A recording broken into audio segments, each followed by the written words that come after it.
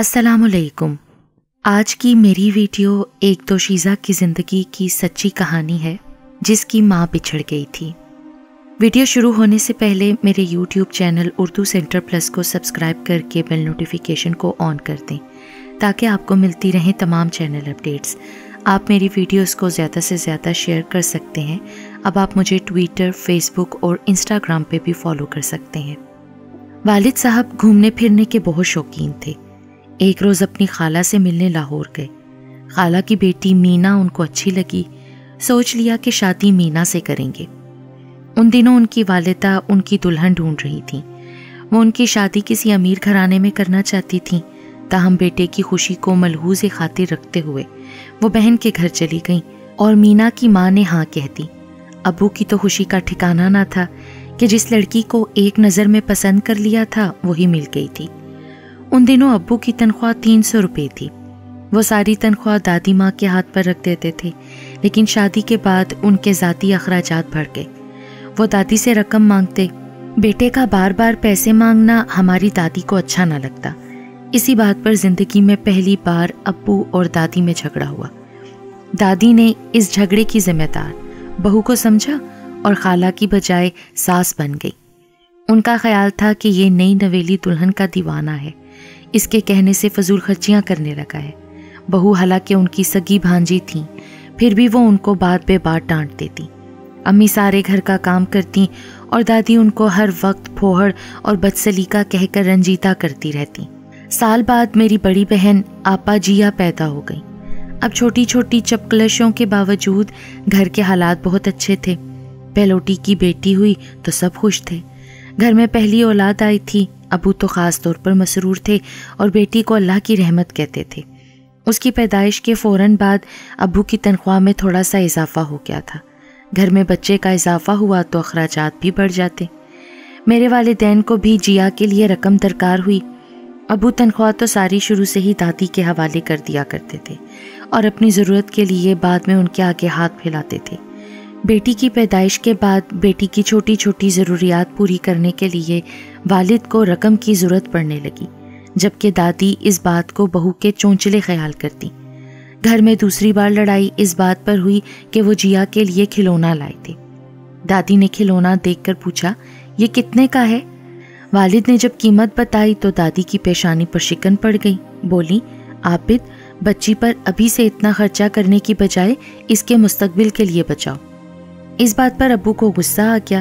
انہوں نے اونچی آواز میں کہا کہ آپ میری بیوی سے تو خار کھاتی تھیں، اب میری بچی سے بھی جلنے لگی ہیں۔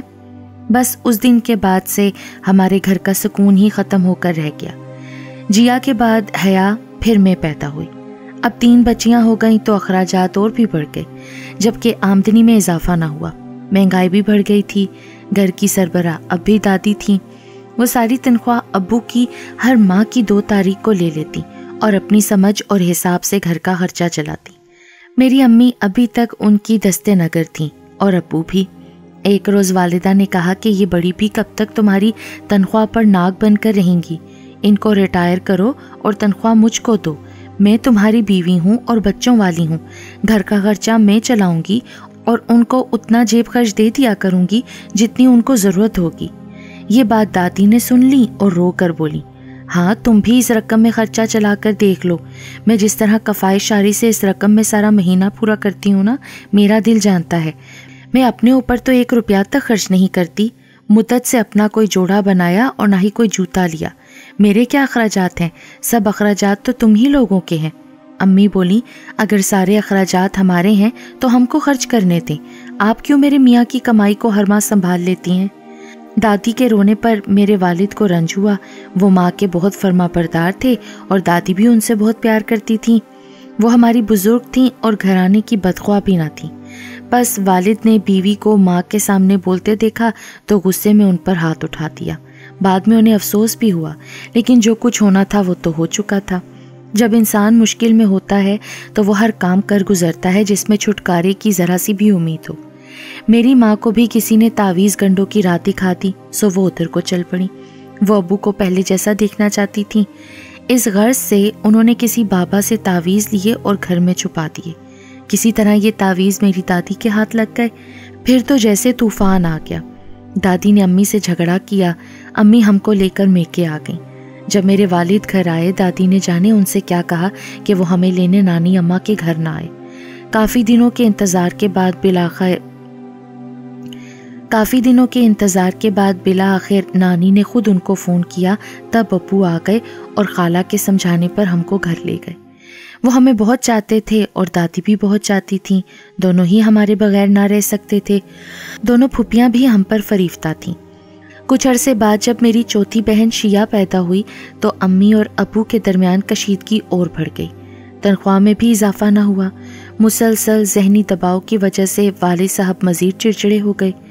ایک دن کسی بات پر دادی اور ماں میں تلخ کلامی ہوئی تو ابو نے میری امی کو بری طرح پیٹ ڈالا اور گھر سے نکل گئے۔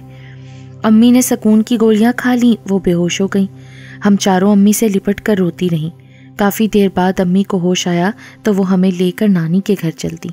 میری بڑی بہنیں ان حالات کی وجہ سے سہمی سہمی رہتی تھیں۔ نانی حیران تھی کہ آخر میری بیٹی کے بنتے بستے گھر کو کیا ہو گیا۔ تاہم ابو کے امی پر ہاتھ اٹھانے کی وجہ سے ہمارے ننیہال والے ابو سے نفرت کرنے لگے۔ اپنا غصہ نکالنے کے لیے وہ ہمارے سامنے ہمارے ابو کو برا بھلا کہتے۔ خالائیں تو ہمیں ہمارے سگے باپ سے ڈراتی۔ ایک دو بار ابو امی اور ہم کو لینے آئے تو ہم ڈر کی وجہ سے چھپ گئیں۔ ہماری خالاؤں نے اپنا غصہ نکالنے کی وجہ سے ہمارے معصوم ذہنوں پر ظلم کیا کہ ہمیں ہمارے محبت کرنے والے باپ سے متنفر کر دیا۔ ہم ابو کو دیکھ کر رونے لگتی۔ ہم بہنوں کے اس رویے نے ہمارے باپ کے ٹوٹے ہوئے دل اور بکھرے ہوئے دماغ پر اور بھی برا اثر ڈالا۔ حالات کچھ بھی صحیح، آخر ابو امی سے محبت تو کرتے ہی تھے۔ ہمارے حالات بگاڑنے میں کچھ ہاتھ دادی کا بھی تھا۔ وہ بزرگانہ فراست اور حوصلے سے کام لینے کی بجائے بہو کو مورد الزام ٹھہرا دیتی تھی۔ ابو بھی انسان ہی تھے، وہ پریشانی کے سبب صحیح نہ سوچ پاتے اور اپنی بیوی میں ہی عیب ان کو نظر آنے لگتے۔ اس طرح ہمارے گھر کا سکون تباہ ہو گیا۔ اس بار جو ابو ہم کو لینے نانی کے گھر آئے، امی ان سے اس قدر خوفزدہ تھی کہ امی نے ان کے ساتھ جانے سے انکار کر دیا۔ کوئی چارہ نہ دیکھ کر ابو نے عدالت میں ہمیں اپنی کفالت میں لینے کے لیے کیس کر دیا۔ امی نے بھی طلاق مانگ لی۔ ابو نے شرط رکھ دی کہ جب تک میری بچیاں مجھ کو نہ دوگی میں تم کو طلاق نہ دوں گا۔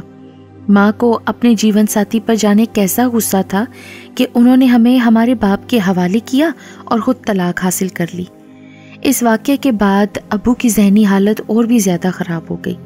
وہ کسی بھی صورت اپنی شریکہ حیات کو طلاق نہ دینا چاہتے تھے جو ان کی 4 بچیوں کی ماں تھی۔ بیوی کو طلاق دے دینے کے بعد وہ خود فراموشی کی کیفیت میں رہنے لگے تو رشتہ دار ان کو پاگل کہنے لگے۔ تاہم اس پاگل پن میں بھی انہوں نے ہمیں فراموش نہ کیا۔ وہ ہمارا پہلے سے بھی زیادہ خیال رکھتے تھے۔ اس سے یہ ظاہر ہوتا تھا کہ ابو پاگل نہیں ہیں، بلکہ حالات نے ان کو خود سے بیگانہ کر دیا تھا۔ تاہم ننیہال والوں نے میرے باپ کو خوفناک شخص بتا کر ہمارے معصوم ذہنوں کو جس طرح مضروب کیا تھا تو ہم اب بھی ان سے ڈرتی ہی تھیں۔ تاہم ان کے سائے میں ہم کو خاص قسم کے تحفظ کا احساس بھی ہوتا تھا۔ اس احساس کی وجہ سے ہمارا خوف رفتہ رفتہ دور ہونے لگا اور ہم اپنے والد سے پھر سے پیار کرنے لگیں۔ دادی بھی ہم سے محبت کرتی تھیں، پھوپھیاں بھی سارا دن ہماری ناز برداریوں میں گزار دیتی تھیں۔ ہم پھر بھی تنہائی محسوس کرتی تھیں کہ دنیا کی سب سے بڑی نعمت سے محروم تھیں۔ ہماری امی ہم سے بہت دور تھیں۔ امی نے طلاق کے بعد پلٹ کر ہماری خبر بھی نہ لی اور نہ کبھی ہم ان کی طرف جا سکے۔ دونوں گھرانوں میں ایسی دشمنی ہوئی کہ ایک دوسرے کی جان کے دشمن ہو گئے۔ ہمارے رشتہ دار مشترک تھے، تبھی کبھی ننیہال والوں سے ملاقات ہو جاتی، لیکن امی سے کبھی ملاقات نہ ہوئی اور نہ ہی امی نے ہم سے کبھی ملنے کی کوشش کی، جیسے وہ ہم سے بھی تنگ تھیں۔ لوگوں کی زبانی معلوم ہوا کہ طلاق کے 4 سال بعد امی کے گھر والوں نے ان کی شادی دوسرے شہر میں کر دی، وہاں ان کے 2 بچے بھی ہیں۔ امی اپنی زندگی سے مطمئن ہیں، لیکن ہماری زندگی تو اجیرن کر گئی تھی۔ اگرچہ ددیحال میں ہم سے پیار کرنے والے بہت تھے، لیکن مامتا کا تو کوئی نعم البدل نہیں۔ ماں کے پیار کی کمی نے میرے اندر ایک خلا پیدا کر دیا تھا۔ اس خلا کو پر کرنے کے لیے میں ہر میٹھے بول پر اعتبار کر لیتی، ہر ہاتھ ملانے والے کو دوست سمجھتی اور کسی کی ذرا سی بات میرے دل کا آئینہ چکنا چور کر دیتی۔ میری حساس طبیعت نے زندگی میرے لیے مشکل بنا دی، جبکہ میری بڑی بہنیں اور چھوٹی بہن خوش بار زندگی گزار رہی تھی۔ اب میں خوش رہنے کے لیے جھوٹے سہارے تلاش کرنے لگی۔ انہی دنوں میری ملاقات عفت سے ہو گئی۔ یہ لڑکی ہمارے محلے میں نئی نئی آئی تھی، اس نے ہمارے ہی اسکول میں داخلہ لیا اور میری ہم جماعت ہو گئی تو ہم ساتھ اسکول جانے لگیں۔ بظاہر وہ اچھی لڑکی تھی، کہنے کو میری دوست بن گئی، لیکن دل کے سمندر کی گہرائی کو ناپنا مشکل ہوتا ہے، اس لیے میں بھی اس کی اصل کو نہ پہچان سکی۔ ہم نے ساتھ میٹرک کر لیا اور پھر ایک ہی کالج میں داخلہ لے لیا۔ وہ مجھ سے بہت محبت جتاتی تھی، میں اس کی باتوں کو خلوص سمجھ کر متاثر تھی۔ آہستہ آہستہ اس نے میرے دل، ذہن اور سوچوں پر قبضہ کر لیا۔ میں خاموش طبیعت لڑکی تھی، جبکہ عفت اس کے برعکس تھی۔ وہ ہر ایک سے اچھے طریقے سے ملتی، لڑکوں سے بات کرنا، راہ رسم بڑھانا اس کا مشغلہ تھا۔ وہ راہ چلتے ہوئے لوگوں سے باتیں کرنے لگتی تھی، اجنبیوں سے گھل مل جاتی۔ مجھے اس کے یہ طور طریقے پسند نہ تھے، مگر گھر میں بھی کوئی ایسا نہ تھا کہ جس کو دوست جان کر دل کی بات بتا سکتی۔ ایک روز کالج جاتے ہوئے 2 لڑکے ملے، انہوں نے ہماری طرف کوئی توجہ نہ دی اور پاس سے گزر گئے، تبھی عفت نے ان کو بلا لیا۔ جب وہ پلٹ کر ہماری طرف آئے تو ان سے اپنا تعارف کروایا، پھر ادھر ادھر کی باتیں کرنے لگے کہ ہم کالج میں پڑھتے ہیں، فلاں کلاس میں، معلوم نہیں داخلہ کب جائے گا۔ وہ ایک لڑکے سے باتیں کر رہی تھی تو دوسرا، جس نے اپنا نام گل خان بتایا تھا، مسلسل مجھے دیکھے جا رہا تھا۔ میں سخت نروس اور پسینہ پسینہ ہو رہی تھی۔ بار بار عفت سے التجا کرنے لگی کہ چلو بھی، اب ہمیں دیر ہو رہی ہے، پر وہ کسی طور وہاں سے ہٹ نہ رہی تھی اور میرا خوف سے برا حال تھا۔ بڑی مشکل سے میں نے کندھا کھینچ کر عفت کو وہاں سے چلنے پر راضی کیا، لیکن چلتے چلتے بھی اس نے تیر پھینک ہی دیا۔ ان لڑکوں سے کہا کہ تم ذرا داخلے کے بارے میں کل پتہ کر کے بتا دینا، حالانکہ یہ ایک فضول سی بات تھی، یہ معلومات ہم اپنے کالج سے لے سکتے تھے، تاہم اس کو تو ان سے دوبارہ بات کرنے کا بہانہ چاہیے تھا۔ اگلے روز جب ہم اسی جگہ سے گزرے تو ان لڑکوں کو اپنے انتظار میں کھڑے پایا۔ عفت کی تو باچھیں کھل گئیں، اس نے حفیظ اور گل خان کو اپنے گھر چائے پر مدعو کر لیا اور مجھے بھی اپنے گھر سے بلا کر لے گئی۔ اس وقت اس کے گھر میں کوئی نہ تھا۔ اس روز حفیظ اور گل خان سے تفصیلی تعارف ہوا۔ وہ دونوں 4th ایئر کے طالب علم تھے۔ عفت نے ان سے میرا بھی تعارف کروایا۔ وہ اگلے محلے میں رہتے تھے جو ہمارے کالج کے راستے میں تھا۔ یوں اب ہماری روز ان سے ملاقات ہونے لگی۔ اب چائے پر مدعو کرنے کی باری ان کی تھی۔ انہوں نے ہمیں ایک ہوٹل میں بلایا۔ میں جانا نہیں چاہتی تھی، لیکن عفت نے جب میرے سامنے ہاتھ جوڑے کہ بس ایک بار چلی جاؤ، مجھے اکیلا نہ کرو، تو مجھے اس کی بات ماننا پڑی۔ میں نے اندازہ کر لیا کہ گل خان بہت کم گو تھا، اچھا لڑکا ہے، یا شاید مجھے اچھا لگا تھا۔ دونوں کھاتے پیتے گھرانے سے تھے۔ تبھی عفت نے ان سے فرمائشیں شروع کر دیں۔ 1-2 بار وہ کھانے پینے کی چیزیں لائے، اس کے بعد وہ اس سے بہانہ کر کے ٹالنے لگے۔ میں نے عفت کو منع کیا کہ سریرا فرمائش کرنا کہاں کی تمیز ہے، تو وہ بولی، تمیز کو چھوڑو، میں جال بن رہی ہوں، بھئی ہمیں کسی سے شادی بھی تو کرنا ہے نا، ان کی فیاضی بھی تو دیکھنی ہے نا، ماں باپ اپنے خاندان کے جن لڑکوں کے نام لیتے ہیں، تم دیکھو ان کو تو منہ پھیر لو۔ میں اس کی دلیل سن کر چپ ہو گئی۔ حفیظ کچھ عفت کی سی فطرت کا مالک تھا، سو وہ اسی کو پسند کرنے لگی، جبکہ گل خان جب ملتا کم بات کرتا اور ریزرو ہوتا، تاہم وہ میرا بہت خیال رکھتا۔ اگر میں عفت سے کہتی دیر ہو رہی ہے، بات مختصر کرو اور چلو، تو وہ کہتا ہاں یار حفیظ، ہمیں بھی دیر ہو رہی ہے، کب تک فٹ پاتھ پر کھڑے باتیں کرتے رہو گے۔ وہ اس کو لے جانے میں کامیاب ہو جاتا۔ میں نے محسوس کر لیا کہ وہ میری الجھن کو محسوس کرتے ہوئے ایسا کرتا ہے۔ اب عفت میرے بغیر حفیظ سے ملنے لگی۔ ایک دن دونوں محویت سے بات کر رہے تھے۔ موقع پا کر گل خان نے مجھ سے کہا کہ تم اس لڑکی سے دور ہو جاؤ اور یوں سرے راہ رک کر کسی سے بات مت کیا کرو۔ حفیظ یوں بھی اچھا لڑکا نہیں ہے، یہ تمہاری سہیلی کے ساتھ ٹائم پاس کرنا چاہتا ہے اور آگے چل کر دھوکہ دے گا۔ میں نے دبے لفظوں عفت کو سمجھانے کی کوشش کی، مگر اس نے میری باتوں پر کان نہ دھرے۔ بولی، تم اپنی فکر کرو، میں جان چکی ہوں کہ گل تمہارا بہت احساس کرتا ہے، تم اس کی طرف توجہ دو۔ یہ بات جب میں نے گل کو بتائی تو اس نے کہا تمہاری سہیلی ٹھیک کہتی ہے، تم اجازت دو تو کیا میں اپنی والدہ کو تمہارے گھر بھیجوں؟ اس بات کا ذکر مگر اپنی سہیلی سے مت کرنا۔ میں نے کہا کہ گھر کا تو پتہ تم جان گئے ہو، والدہ کو بھیجنا چاہو تو بھیج دو، میری دادی بھی ان سے مل کر خوش ہوں گی۔ گل اس طرح گھر کا پتہ پوچھ کر میری رضامندی لے رہا تھا۔ اس نے اپنی والدہ اور بہنوں کو ہمارے گھر بھیجا، اور جب وہ دوسری بار آئیں تو میرے رشتے کی بات کرتی۔ دادی نے کہا کہ پہلے آپ کا لڑکا اور گھر دیکھ لوں پھر جواب دوں گی۔ اب جب عفت حفیظ سے بات کرنے کو ٹہرتی تو گل مجھ سے بات کرنے لگتا، تو اس کا دھیان ہماری طرف ہو جاتا اور وہ پریشان ہو جاتی۔ اپنی پریشانی وہ حفیظ سے بیان کر دیتی تو ہمیں اس کو ارادوں کا علم ہو جاتا، یعنی کہ وہ دونوں لڑکوں کو گھیر رہی تھی۔ گل خان پٹھان تھا، گورا چٹا خوبصورت لڑکا تھا۔ وہ نہیں چاہتی تھی کہ گل کی مجھ سے شادی ہو جائے۔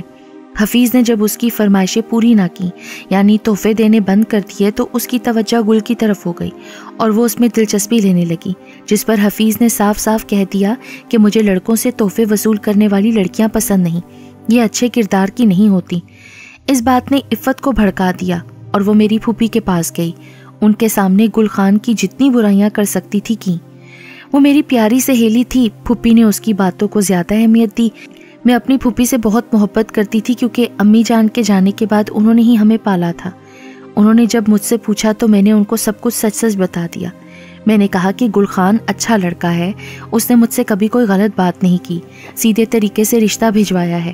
پھوپھی نے میری بات کا یقین کر لیا اور مجھے گلے لگایا، بولی رو مت، میں تمہاری پسند سے ہی تمہاری شادی کرواؤں گی، ذرا مجھے اس لڑکے کے بارے میں تسلی کر لینے دو۔ بدقسمتی سے میں نے عفت کے بارے میں پھوپھی کو کچھ نہ بتایا کہ وہ کیسی لڑکی ہے۔ میری اسی غلطی نے مجھے برباد کر دیا۔ پھوپھی نے گل خان کے بارے میں چھان بین کا فیصلہ کیا تو عفت کے ذریعے، کیونکہ وہی گل خان والوں کو جانتی تھی اور وہی میری سہیلی تھی۔ پھوپھو نے میری اپنے ساتھ ہونے والی تمام گفتگو عفت کے گوش گزار کر دی۔ عفت نے وعدہ کیا کہ وہ اپنی والدہ کے ذریعے تمام معلومات اکٹھی کر کے پھوپھی تک پہنچا دے گی۔ میری پھوپھی مطمئن ہو گئی۔ اس وقت تک میں نہیں جانتی تھی کہ حفیظ سے ٹھکرائے جانے کے بعد اب عفت گل خان کے ساتھ شادی کے خواب دیکھ رہی ہے۔ تبھی اس کی والدہ ان کے گھر آنے جانے لگی۔ اب عفت کو موقع مل گیا ہم دونوں کو جدا کرنے کا۔ اس نے اپنی ماں سے اس معاملے کا کوئی تذکرہ نہ کیا، مگر اپنی 2 سہیلیوں کو ساتھ ملا لیا۔ انہوں نے گل خان کی طرف سے اپنے جعلی خطوط لکھے اور عفت کی معرفت یہ خطوط میری پھوپھی کو پہنچے۔ سیدھی سادی پھوپھی نے ان خطوط کو پڑھ کر پوچھا، یہ لڑکیاں کون ہیں عفت؟ اس نے بتایا ہمارے محلے کی ہیں، آپ کہیں تو ان کو آپ کے پاس لے آؤں، وہ خود آپ کو بتا دیں گی کہ گل خان کیسا لڑکا ہے، اپنی خوبصورتی کی آڑ میں لڑکیوں کو بیوقوف بناتا ہے۔ مزید اطمینان کرنا ہو تو میری امی کے ساتھ اس کے گھر بھی جا کر دیکھ لیں، چھوٹا سا مکان ہے، آپ کو وہاں جا کر اندازہ ہو جائے گا کہ ان کے مالی حالات بھی کچھ زیادہ اچھے نہیں۔ پھوپھو بات پڑھانا نہیں چاہتی تھیں کہ رشتوں کے معاملات میں وویلا اچھی بات نہ تھی۔ عفت کی کارستانی بتائے بغیر انہوں نے مجھ کو گل خان سے بات کرنے سے منع کر دیا، اور جب اس کے گھر والے رشتہ لینے آئے تو دادی نے پھوپھی رپورٹ کی روشنی میں ان لوگوں کو انکار کر دیا۔ اس بات کا گل خان کو بہت دکھ ہوا۔ وہ چاہتا تھا کہ کم از کم ایک بار مجھ سے ملے، لیکن عفت حائل تھی، اس نے مجھ کو اس سے ملنے نہ دیا۔ دادی نے مجھ پر کڑی پابندی لگا دی۔ یوں عفت کے جھوٹے بیان نے ہم دونوں کو جدا کر دیا۔ میں بہت افسردہ تھی، مگر پھوپھی نے میرے غم کا کوئی اثر نہ لیا۔ وہ چاہتی تھی کہ میں گل خان کا خیال دل سے نکال دوں، مگر یہ ایسا صدمہ تھا جس کو میں عمر بھر بھلا نہ سکی۔ FA کے امتحان کے بعد میری شادی دادی نے تایا کے بیٹے عمران سے کر دی۔ جو شخص نصیب میں تھا اس کے ساتھ شادی ہو گئی اور زندگی گزار لی۔